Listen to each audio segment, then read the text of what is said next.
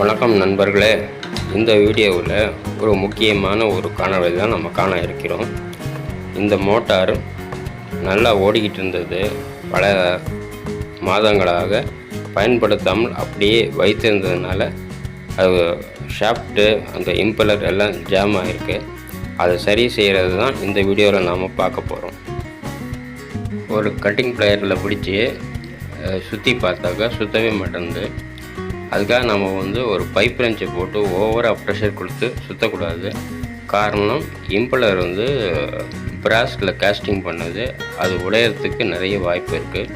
சரி வரல அப்படின்னு தெரிஞ்ச உடனே இந்த பம்ப் சைடு ஓப்பன் பண்ணி க்ளீன் பண்ணுற வேலையை பார்க்கணும்.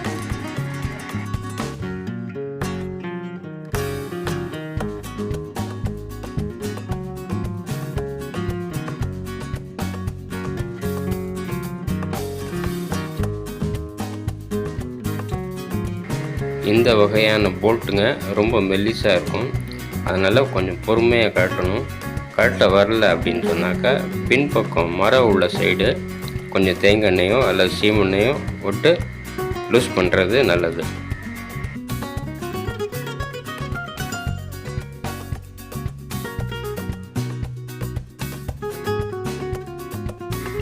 போல்ட்டுங்க ஓரளவுக்கு லூஸ் ஆகிடுச்சு. இனிமேல் இந்த கையிலேயே லூஸ் பண்ணி வெளியே எடுக்கலாம். கொஞ்சம் ஒரு சில டைட்டாக இருக்க போல்ட்டு திருப்பி ஸ்பேனர் போட்டு ட்ரை பண்ணுங்கள்.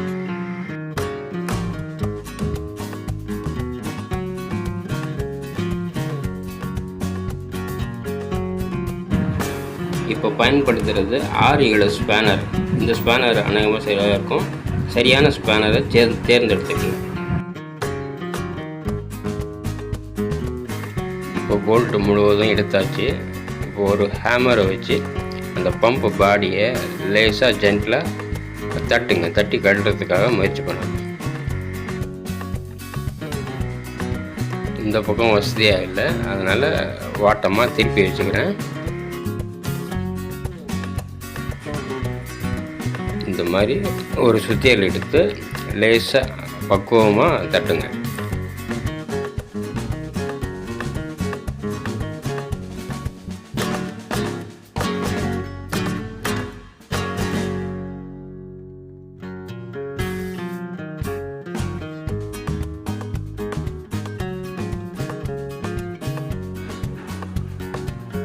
பம்பு லூஸ் ஆக ஆரம்பிக்குது. அந்த ஜாயிண்ட்டு லேசாக விரிசல் விடுறது தெரியுது. பம்பில் தேங்கியிருந்த பாக்கி தண்ணி தான் இந்த தூரு பிடிக்கிறதுக்கு பெரிய காரணமாக இருந்தது. ஒரு சில நேரம் மோட்டாரை கவுத்து கூட வைக்கலாம். சர்வீஸ் முடிஞ்ச பிறகு அப்படியே வைக்காமல் கவுத்து வைக்கலாம். தண்ணி ஃபுல்லாக வடிஞ்சிரும். தூரு பிடிக்கிற ப்ராப்ளமும் வராது. ஒரு சில நேரம் ஸ்க்ரூ டிரைவர் உதவியோட கேப் ஏற்படுத்தலாம். சுத்தியலில் அடிக்கிறது தவிர்க்கணும். இருந்தாலும் வேலை மும்முரத்தில் சில நேரம் அந்த மாதிரி பண்ண தோணுது.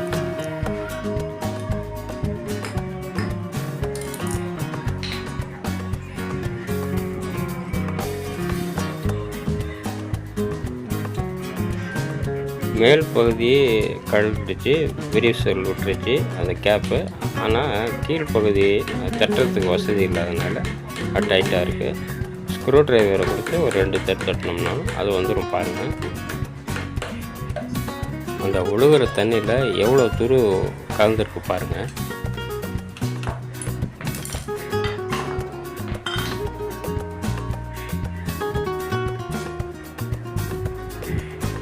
துரு பிடிச்ச இரும்பு அவ்வளோவும் உள்ள இம்பலரில் அந்த பாக்ஸ்லேயும் அந்த பம்பு செக்ஷன்லேயும் நின்றுட்டு ரொம்ப டைட்டாக இருந்தது. இதை கட்டணுன்னா இப்போ ஃப்ரீ ஆகிடுச்சு பாருங்கள்.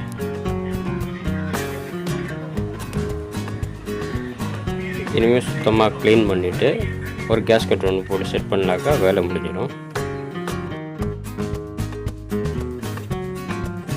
பம்பு ரெண்டும் சீட்டிங் ஆகிற இடத்த நல்லா க்ளீன் பண்ணிக்கணும்.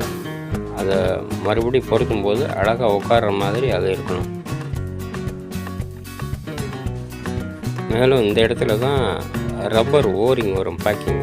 அதனால் அந்த இடம் சுத்தமாக க்ளீனாக ரவுண்டு க்ளீனாக பண்ணி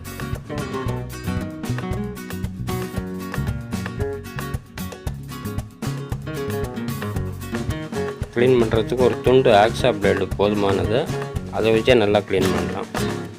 நண்பர்களே, நமது வீடியோவை பார்க்கும் நண்பர்கள் 95% நண்பர்கள் சப்ஸ்கிரைப் செய்ய மறந்து விடுகிறீர்கள். சப்ஸ்கிரைபர் கவுண்ட்டு ரொம்ப கம்மியாக இருக்குது. சப்ஸ்கிரைப் பண்ணுறது எங்களுக்கு கொஞ்சம் ஊக்கம் கொடுக்குறதா இருக்கும். மறக்காமல் சப்ஸ்கிரைப் பண்ணுங்கள். இப்படி க்ளீன் பண்ண பிறகு அந்த சர்ஃபேஸை நல்ல ஒரு ஈர துணியை வச்சு க்ளீன் பண்ணிக்கோங்க. இது பம்பு சைடில் வர ரப்பர் ஓரிங்கு அல்லது கேஸ்கெட்டுன்னு சொல்லலாம். இதோட திக்னஸ் ரொம்ப மெல்லிஸாக இருக்கிற காரணத்தினால இதை மாட்டும்போது அருந்திடாமல் ரொம்ப பக்குவமாக பார்த்து மாட்டணும்.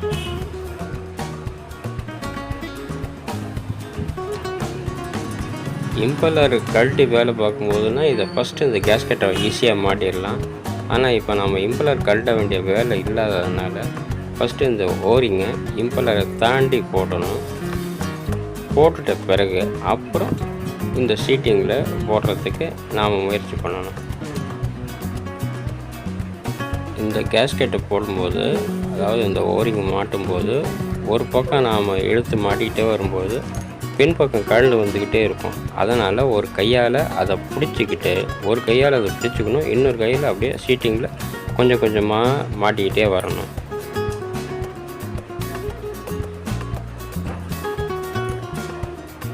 இதோ இந்த மாதிரி தான். ஓடாத மோட்டரில் ஒரு ப்ராப்ளம் இருக்குது. அதாவது நம்ம சுவிட்சை ஆன் பண்ணி ஓடலை அப்படின்னா மோட்டார் ஆன் ஆகிருக்கிறதே தெரியாமல் காயிலுக்கு கரண்ட்டு பாஸ் ஆகிக்கிட்டே இருந்து அது ஹீட் ஆகி அப்படியே பர்ன் ஆகிடுறதுக்கு வாய்ப்பு இருக்குது. மோட்டார் ஓடலை, ஸ்ட்ரக் ஆகி நிற்கிது அப்படின்னு கவனித்த உடனே அதை உடனே வேலை பார்த்துடுறது நல்லது. இல்லைன்னா 1க்கு 2 செலவு வச்சு அங்கேயே கொண்டு போய் இழுத்து விட்றோம்.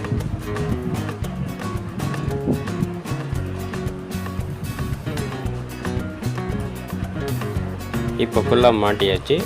ஒரு முறை சரியாக படிய வச்சுக்கணும். இப்போ சரியாக படிஞ்சிருக்கு பாருங்கள். நல்லா இதே மாதிரி படிய வச்சுக்கணும்.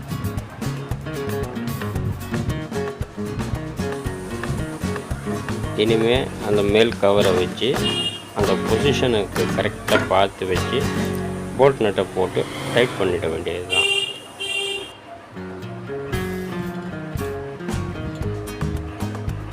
முதல்ல ஒரு போல்ட்டை போட்டு அந்த சீட்டிங் கரெக்டாக இருக்குன்னு செட் பண்ணிக்குவோம். இன்னும் சரியாக வரல. இந்த மறைக்கும் அந்த போல்ட்டுக்கும் நேராக வரணும். இதாக வந்துருச்சு. ஃபஸ்ட்டு இதை கொஞ்சம் டைட் பண்ணிக்கும். அப்புறம் 3 போல்ட்டையும் போட்டுட்டு டைட் பண்ணிக்கலாம்.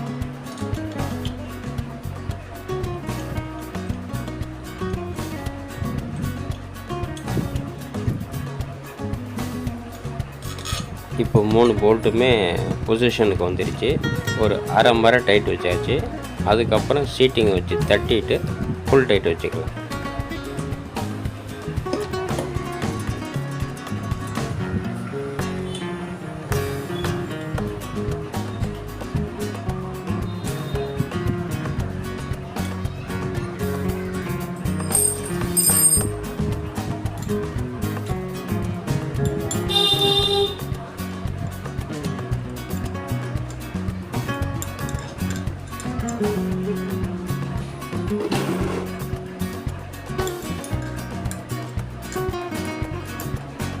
போல்ட்டுங்களை ஈவனாக டைட் பண்ண வேண்டியது ரொம்ப முக்கியமான விஷயம். கொஞ்சம் கொஞ்சமாக டைட் பண்ணிவிட்டு அடுத்தடுத்த போல்ட்டை ஈக்குவலாக டைட் பண்ணி இந்த கவரை மாட்டுறதுக்கு முன்னாடியே அந்த ரப்பர் ஓரிங்கை போட்டிருக்கோமான்னு நல்லா கன்ஃபார்ம் பண்ணிவிட்டு அப்புறமா தான் இந்த கவரை மாட்டணும். இல்லைன்னா எல்லா வேலையும் மாட்டின பிறகு வாட்டர் லீக்கேஜ் இருக்கும். செஞ்ச வேலையெல்லாம் வேஸ்ட்டாக போயிடும். அப்புறம் மறுபடியும் கழட்டி திரும்ப மாட்டணும். ஈக்குவலாக டைட் பண்ணுங்கள்.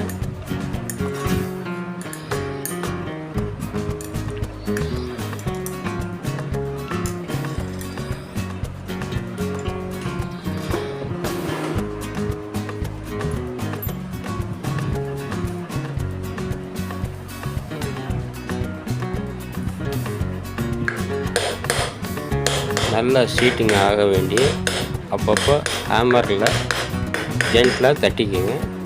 ஹேமரில் தட்டும்போது ஆகிற மாதிரி சீட்டிங் வந்து போல்ட்டை டைட் பண்ணும்போது ஆகாது. பாருங்கள், ஹேமரில் தட்டின பிறகு கொஞ்சம் நல்லா சீட்டிங்காக இருக்குது, போல்ட்டெல்லாம் ஃப்ரீயாக இருக்குது பாருங்கள். அதையும் நம்ம ஃபுல்லாக டைட் பண்ணிக்கணும்.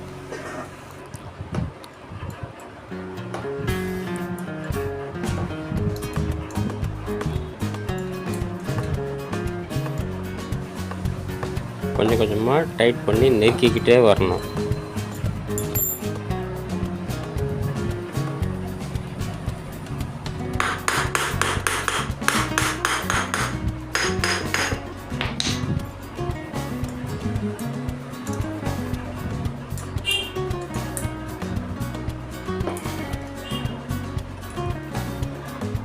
கிட்டத்தட்ட ஃபுல் டைட் ஆகிடுச்சு. நல்லா இப்போது ஃபைனல் டைட் பண்ணிக்கணும்.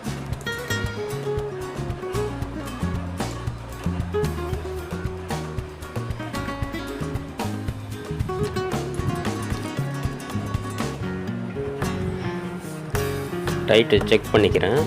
அதாவது கேமராவுக்கு மறைக்குது அப்படிங்கிறதுனால left side left handle tight பண்ணுறேன்.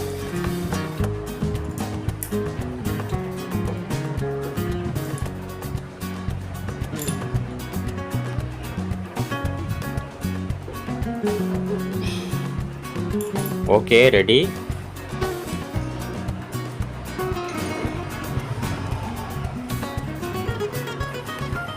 இப்போ லேசாக பிடிப்பு இருக்குது. இதை கட்டிங் பிளேயரில் ஒரு தடவை வந்து ஃப்ரீ பண்ணிக்குவோம். அதுக்கப்புறம் தண்ணி ஊற்றி ஓட விட்டோம்னா ஆட்டோமேட்டிக்காக அது அந்த செட்டிங்க்கு வந்துடும். இப்போ கையில் சுற்றுற அளவுக்கு ஃப்ரீ ஆகிடுச்சு.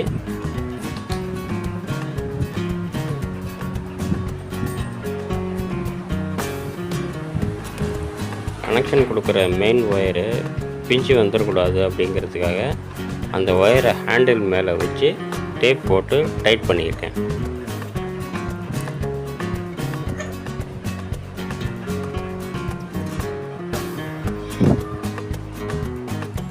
சுவிட்சை ஆன் பண்ணுவோம். மோட்டர் ஓட ஆரம்பிச்சிருச்சு. கொஞ்ச நேரம் அப்படியே ஓடிச்சுனாக்க நல்லா ஃப்ரீ ஆகும். அது வரைக்கும் ஓட விடுவோம். மோட்டார் ஃபிட்டிங் வேலை முடிஞ்சிருச்சு. பம்ப் நல்லா தண்ணி இறைக்க ஆரம்பிச்சிருச்சு. நன்றி, வணக்கம் நண்பர்களே.